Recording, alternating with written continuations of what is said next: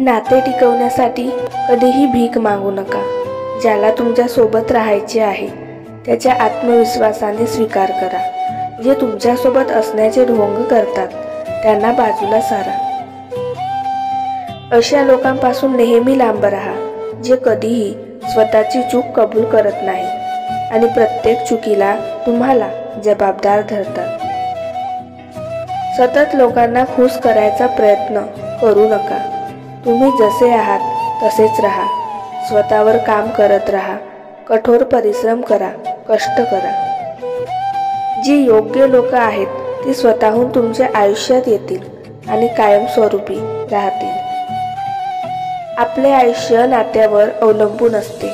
माणसे जोडली जातात ती नात्यावर जोडली जातात, त्यामुळे आपल्या आयुष्यात नात्यांचे खूप असे महत्त्व आहे। नाती बनवताना अशी बनवा की ती व्यक्ती शेवटच्या श्वासापर्यंत तुमच्या सहवासात राहील, कारण जगात प्रेमाची कमतरता नाही, कमतरता आहे ती फक्त नाती निभावण्यासाठी धडपडणाऱ्या खऱ्या व्यक्तींची। स्पष्ट बोला, पण असे बोला की समोरच्याला कष्ट होणार नाही आणि त्याचे आणि तुमचे नाते नष्ट होणार नाही। प्रयत्न करा की कोणी आपल्यावर रुसू नये, जीवलगाची सोबत कधी सुटू नये। नाते मैत्रीचे असो की प्रेमाचे असे निभवा की त्याचे बंध आयुष्यभर तुटू नये। आयुष्यात फक्त स्वप्न फुकट पडतात, बाकी सगळ्यांसाठी किंमत मोजावी लागते। आयुष्याची प्रत्येक घडी आपल्या मनासारखी बसत नसते, प्रत्येकाला तडजोड ही करावीच लागते, ती कुणालाच चुकली नाही।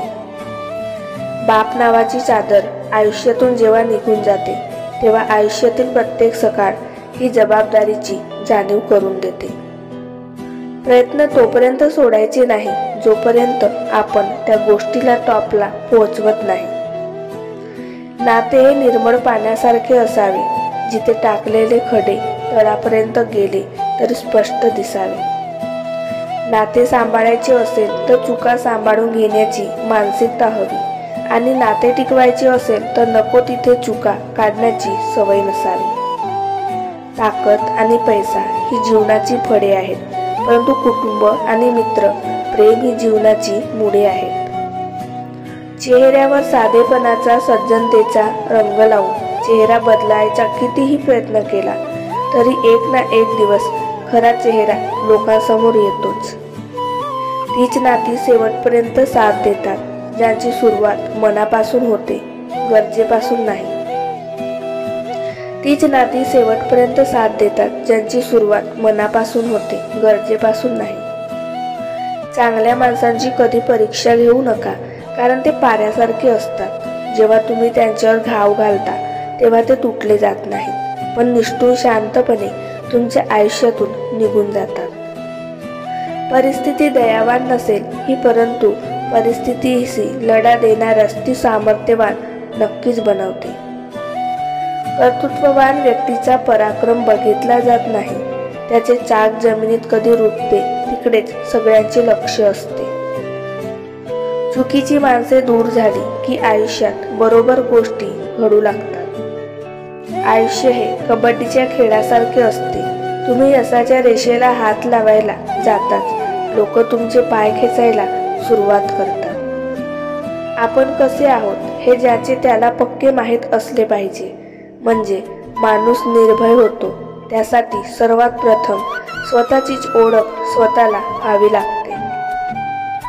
फूल बनून हसत राहणे हेच जीवन आहे, हसत हसत दुःख विसरून जाणे हेच जीवन आहे। भेटून तर सर्वजण आनंदी होतात, पण न भेटता नाती जपणे हेच खरे जीवन आहे। आवडीचे लोक सवडीने वागायला लागले की नात्याला कवडीची किंमत राहत नाही। नाते आणि विश्वास हे एकमेकांचे खूप चांगले मित्र आहेत। जिथे नाते असते तिथे विश्वास असतो।